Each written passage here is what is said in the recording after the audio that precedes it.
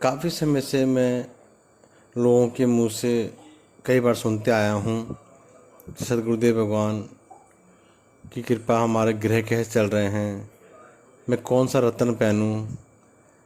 मैं काफ़ी ही रिसर्च करने के बाद, खोजबीन करने के बाद माना कि पत्थर में भी जीव होता है, लेकिन जब तक ये रत्न ये ग्रहों के अनुकूल नहीं हों प्राण प्रतिष्ठा विधि के द्वारा, तब तक इसे पहनना बेकार ही होता है।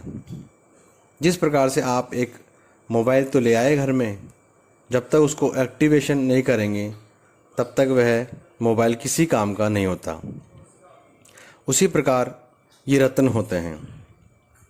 आज मैं आपको बहुत ही गहरी और मेरी स्वयं की द्वारा खोज की बातों को थोड़ा बहुत जानकारी देता हूँ। क्या है ग्रह और रत्न?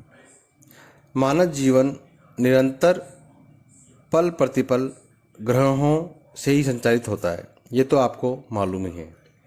और ये समस्त ग्रह आकाश मंडल में निरंतर अपनी दूरी पर घूमते हुए निर्दिष्ट समय में पृथ्वी के चारों ओर चक्कर लगाते रहते हैं।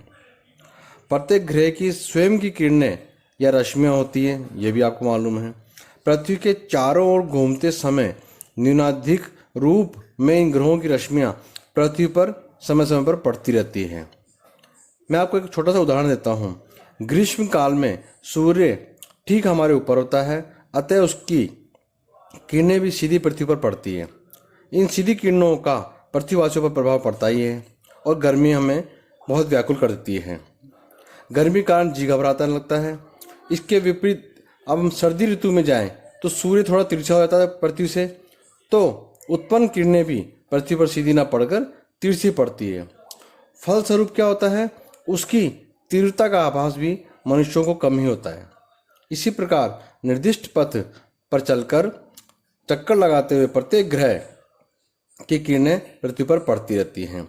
जो ग्रह ठीक ऊंचा होता है उसकी किरणें भी तीव्रता से मनुष्यों पर पड़ती हैं, और जो ग्रह तिरछा या दूर होता है उसकी किरणें भी कम उष्ण और न्यून के रूप में ही मानव को प्रभावित कर पाती हैं।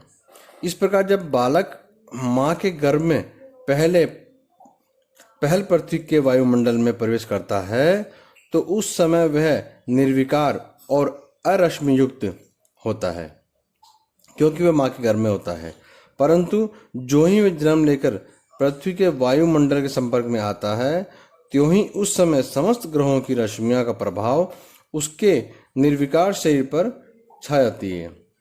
उस समय जिस ग्रह की रश्मियाँ घनीभूत होती है उस ग्रह का प्रभाव उस बालक पर सर्वाधिक रूप में होता ही है, और जिस ग्रह की रश्मियाँ विरल या हल्की होती है उस ग्रह का प्रभाव उस बालक पर कम ही होता है। इस प्रकार पहल बालक का जिन रश्मियों से आच्छादन होता है यानी ढका होता है उसके उम्र भर साथ रहता है। जन्म कुंडली भी एक प्रकार से तात्कालिक आकाश मंडल का खाका ही है तो है, जिससे सहज ही ज्ञात किया जा सकता है कि बालक के जन्म के समय कौन सा ग्रह किस स्थान पर था और उनकी रश्मियों को कितना प्रभाव बालक के जन्म स्थल पर पड़ रहा था। जिस प्रकार शारीरिक स्वास्थ्य के लिए यह जरूरी है कि खाद्य, जल, लवण, विटामिन आदि का उचित अनुपात शरीर में हो, इसी प्रकार मानव की श्रेष्ठता एवं सफलता के लिए भी ये जरूरी है कि उसके जीवन पर समस्त ग्रहों का उचित प्रतिनिधित्व हो, क्योंकि प्रत्येक ग्रह जीवन के किसी मुख्य आयाम का प्रतिनिधित्व करता ही है।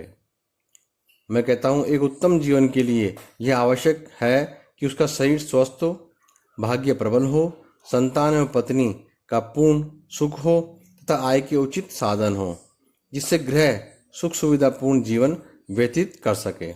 इस प्रकार पुत्र पत्नी विलास में जीवन, आय, भाग्योदय आदि के अलग अलग कारक ग्रह होते हैं, और इन समस्त ग्रहों का उचित अनुपात ही मानव जीवन की श्रेष्ठता के लिए आवश्यक है।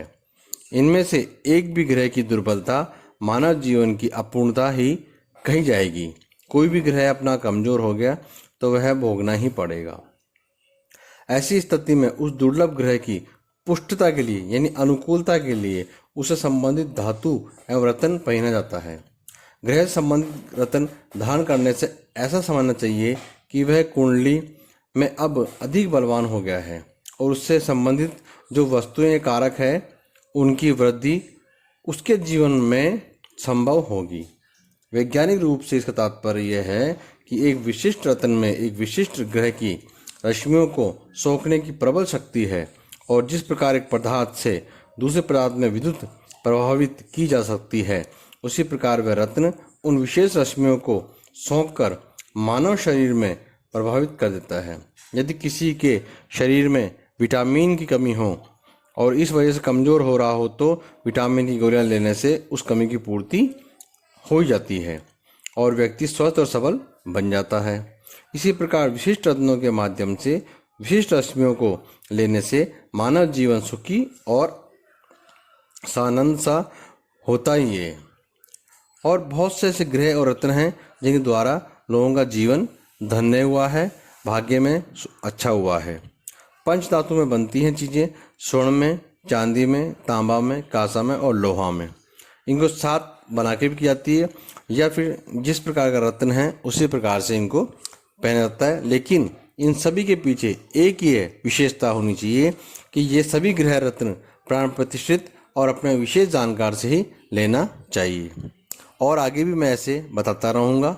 आप जिसको भी यह ग्रह से संबंधित रत्न चाहिए वह हमारे संस्थान स्वयं शक्ति साधक परिवार आध्यात्मिक एवं शोध संस्थान से प्राप्त कर सकता है। बोल महादेव की जय।